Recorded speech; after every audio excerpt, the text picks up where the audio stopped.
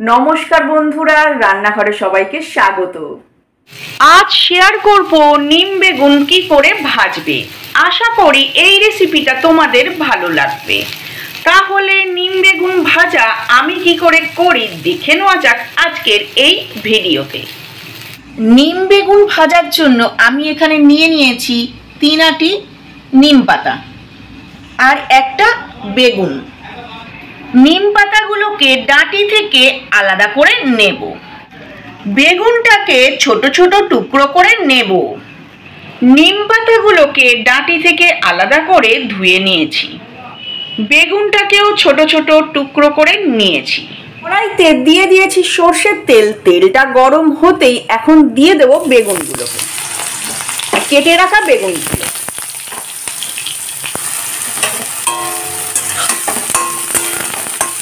হালকা নাড়াচাড়া করে নেবো আর গ্যাসটাকে এখন লো ফ্লেমে রেখে দেব।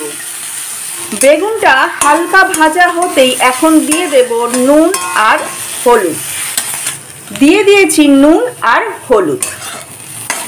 এখন ভালো করে নাড়াচাড়া করে নেব। বেগুনটা লাল করে ভাজা হয়ে গেছে। এখন বেগুনটাকে একটি পাত্রে তুলে রেখে নিম পাতাগুলোকে দেব ভাজার জন্য।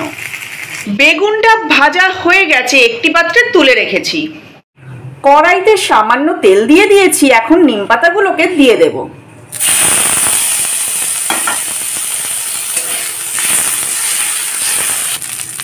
নিম পাতাটার মধ্যে দিয়ে দিয়েছি সামান্য নুন। এখন ভালো করে নাড়াচাড়া করে নেব আর গ্যাসটাকে লো ফ্লেমে রেখে দিয়ে অপেক্ষা করব পাতাটা ভাজা হওয়ার জন্য। গ্যাসটাকে লো ফ্লেমে রেখে নিম পাতাগুলোকে নাড়াচাড়া করতে করতে নিম পাতাগুলো পুরোপুরি ভাজা হয়ে গেছে। এখন বেগুনটাকে এর মধ্যে দিয়ে দেব, ভাজা বেগুনগুলোকে।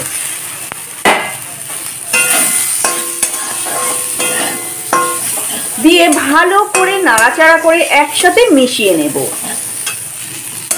নিম পাতা আর বেগুন একসাথে ভালোভাবে মিশে গেছে আর নিম বেগুন ভাজাটাও আমার সম্পূর্ণ রেডি হয়ে গেছে।